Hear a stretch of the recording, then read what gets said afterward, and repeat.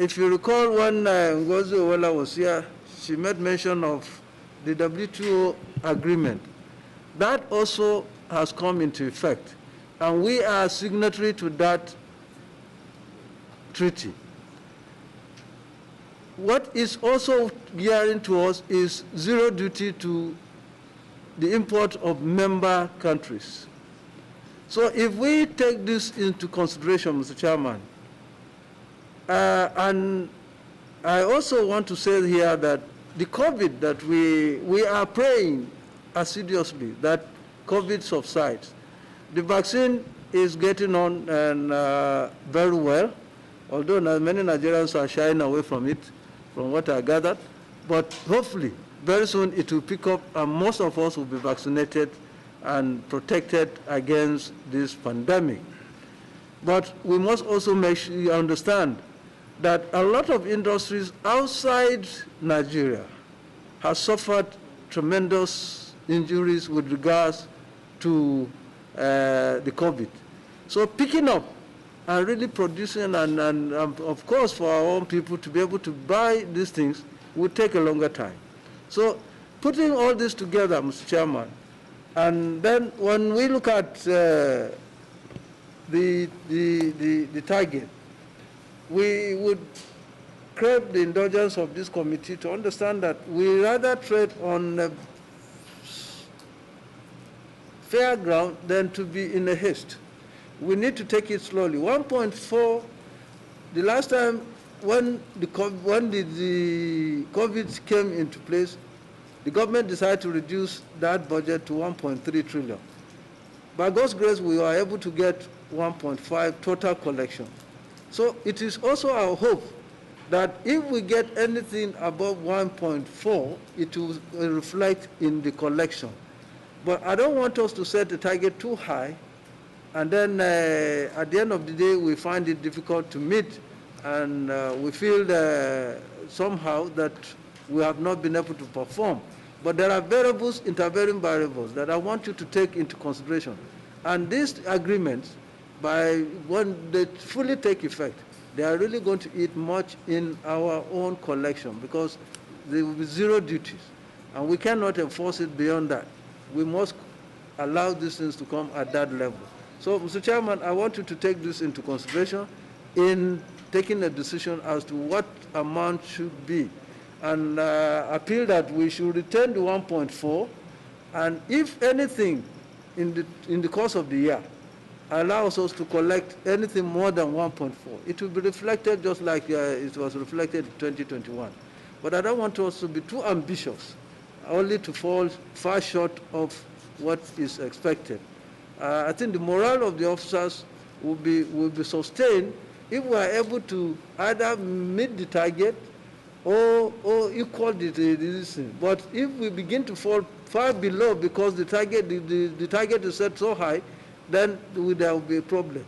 So I appeal that we look at these variables and consider the issue of raising the budget, the target to 1.6.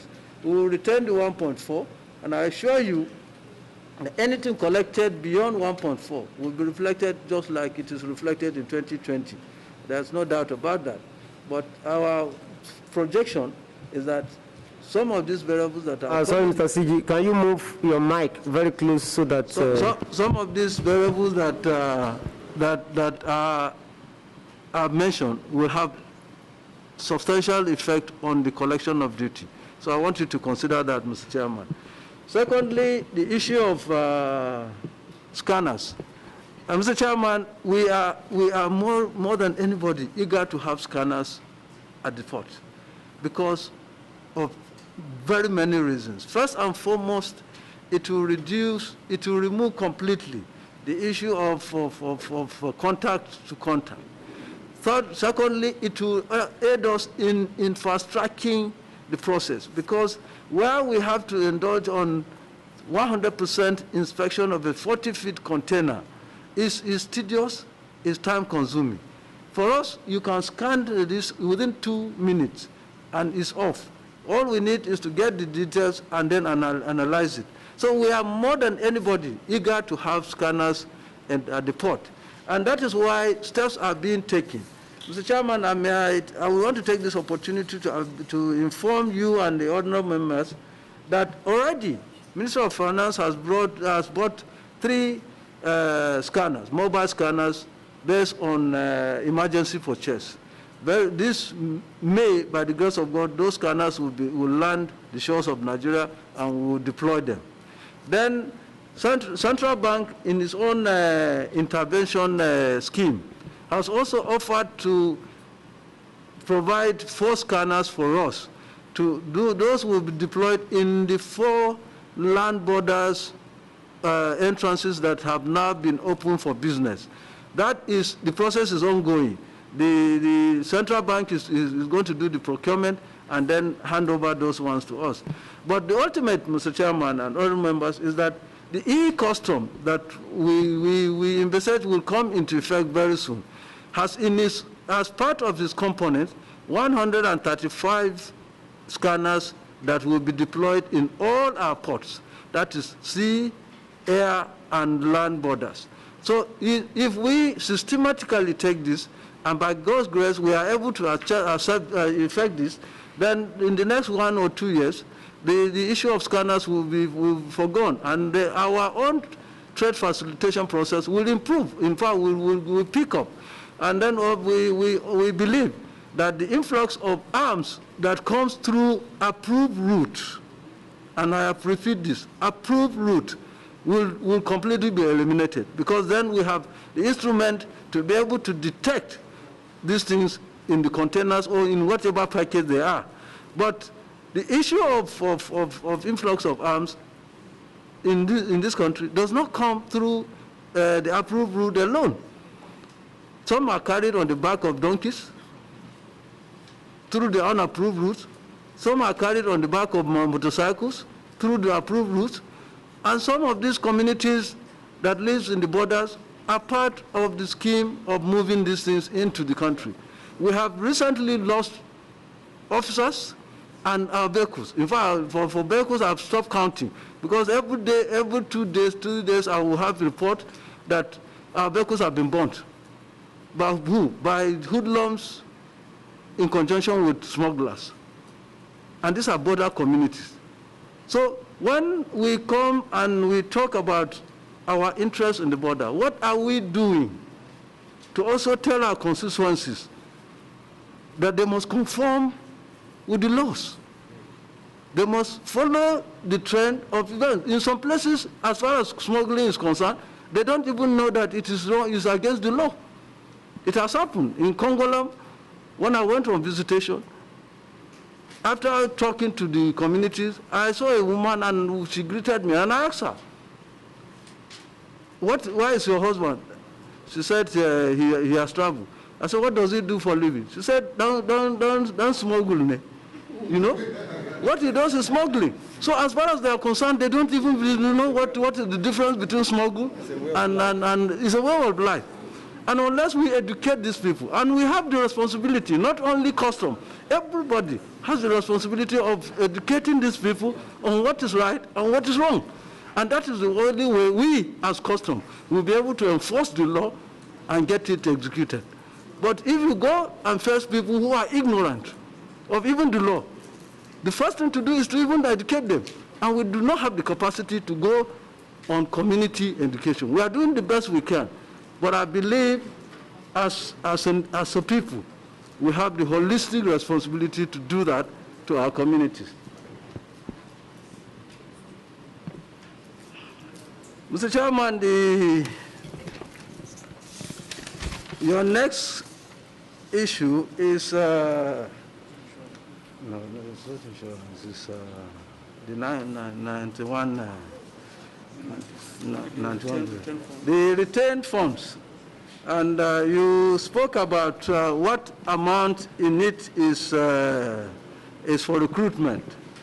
Mr. Chairman, in 2020, we budgeted 6.090 billion for recruitment. And in 2021, we have only spent not more than, now that... Can you come again, sir? Can you come again? In 2020, we budgeted 6.090 in for recruitment, and then in 2021 we budgeted 8.115. In 2020 we did not. Sorry, in 2020 there is apart from that 6 billion, there's another 1.5 for appointment, recruitment, and something like that. No, what this is it is. It is two we add together. It gave us 7.6. Is there? No, that is for overhead. That's a 1.570 for overhead. Okay, let me show you. 1.570 is overhead. If you remove that, there are two in 2020 budget. We have 6.090. Yes. 898. That's right. Then you have recruitment and appointment service-wide. That's 1.5. 1.570. Yes. Yeah. So if you add the two together, it will give you 7.6 billion. That's right. That is it. That is between 2020 and 2021. In 2019, yes, we have the same. We have 3.8 billion for new recruitment and appointment service-wide. We have 1.388. If you add the two, it's 5.2 billion. No, in 2019, Mr. Chairman, we budgeted that, but we did not spend anything out of it because nothing happened as at then. So when we roll over, we now discover that, and then at the point we were recruiting more junior officers than looking at the cadre. We have 3 cadre, which you know very well. The superintendent cadre, the inspectorate, and then the ICs. So we now discover, after taking the census of the personnel, that we only need officers more in the professional cadre. And that's why we ended up with 800 people in the superintendent cadre. And then we have to adjust between the inspectorate and the ICs. Those are where we need people, which of course in the course of your discussion you have raised that issue. We really need personnel at that level. And the total number given to us is 3,200. So we have to now juggle the figure. And by the time we juggle the figure, and of course, you know, we also, in 2020, we got an appraisal of our remuneration. So obviously, if you are making provision for the salary of this recruit, when they finish, it will go higher. It will rise beyond what you budgeted in the early year 18 and 2019. So that is the reason why the budget went a bit higher than what was previously budgeted. Because if, as of today, if we finish the exercise and they go through the basic course, they will start earning salary, and their salary must be commensurate with other people within the service. So so making the budget, we must factor that, and therefore that increase the figure that you are seeing. Okay, the new one, which is the 2021, we have 9.6. So that one is still going to be, after you are going to keep the money aside for new recruitment. No, well, we are not going, because it's something that is rollover. The 9.6, if you approve it now, when these ones we are recruiting, by the time they go to training college and finish, their salary is going to come from there. So we are not having a new recruitment process, the exercise, and it's not like this money that was budgeted in 2020 is kept, is found and kept. No. So we roll it over. So by the time we finish the recruitment, it is out of this, if you approve, that they will get their salaries and all other allowances. So, Mr. Chairman, the next, you raised the issue of a scanner in Lagos. Lagos is big. We have Tinkan, we have Apapa, and then we have, of course, Seme. As much as I know, the one that was epileptic was the one in Seme. It will work for some days, and then it stops, and then we repair it, and it works again. That can be repaired. But let me say this, Mr. Chairman and all members. Scanners, those of us who are aware of technology, scanners that were bought 20 years ago cannot meet the present technological development. Is not possible, because no matter how much they can repair it, the computerized system now that they installed in scanners, that cannot be transformed to be at the grade level that is. So we will, even if we repair it, it may not find its way, because these scanners we are buying today, Mr. Chairman, will have a centralized viewing center, which is like as big as this room, with all screen around it. Every scanning done in every port will be reflected on the screen. So, and the analyzers will pick up that one and store the data. And once an SGD is placed, you pull out the data, and then you do the analysis, and you send it. The person doing the analysis at the center does not know the number of the container or where the container is coming from, so that it removes contract completely from the importers for influence. So, and these scanners that we have today cannot fit into that technology. So no matter, we have considered repairing them, Mr. Chairman, but we discovered that it will be a waste of money, because when we do, they cannot be deployed and configured into the overall system. And so that's why we are working to get new ones, so that we can be updated at the level that everybody is doing his business. Also, then we just advises like technical communication. Yeah.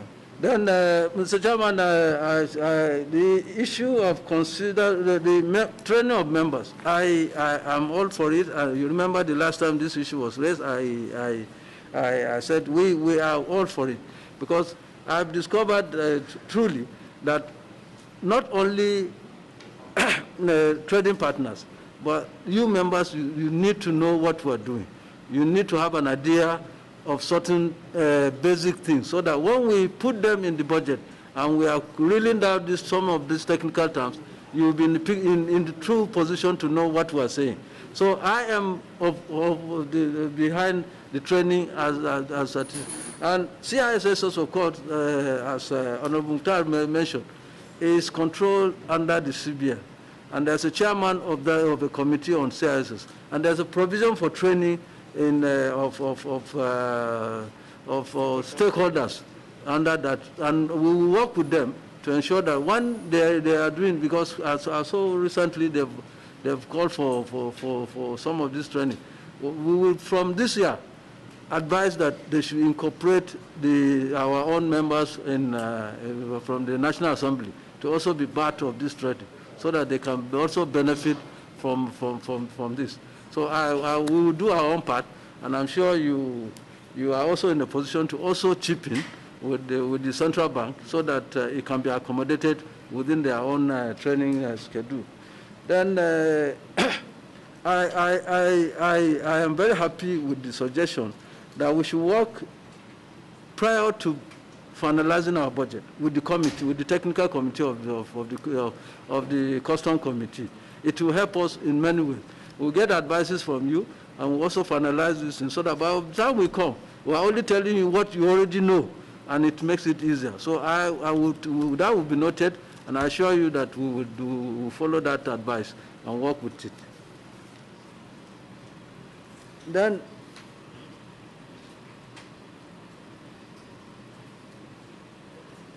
retaining the 91 billion retained listen. Honorable Chairman, honorable members, you know, 2020 is a difficult year. It was a year that not many things had happened. In Nigeria, we had a lockdown of about 3 or so months. Nothing was happening, nothing. So in terms of procurement, everything came to standstill. And therefore, we had a backlog. The BPP had a backlog. Everybody had a backlog. And so when things begin to pick up, there are so many backlogs, and that's why we are not able to get most of our procurement proposals approved. It's not only us. I'm sure it's common to many agencies as we know, that because of that intervening period, that things came to stand still. There has been backlog, and we are trying to push it. It is our hope that this year there will be no lockdown. And if there's no lockdown, we'll push as much force as possible. I assure you, Mr. Chairman, that we have a very good relationship with BPP. Of course, the DG is somebody I know very closely. So on one-on-one basis, we do discuss issues that are very important to us, and we will send those memos to them. But I know also that they are overstretched because of the backlog, because it's not only customs. Everybody sends his own this in there. And they have to do due diligence, and it's not something that is done off the cuff. So I appreciate the advice. We will see, we will continue to strengthen our relationship, but what caused this backlog is because of the intervening period of the COVID lockdown. So we will improve on it this year, and hopefully we'll make progress. The duty that as a matter of fact, I don't think, if you know the battle we went through to get the levy reduced to 5%, and up to today, there are people in court who have sued customs and the government for this reduction of levy.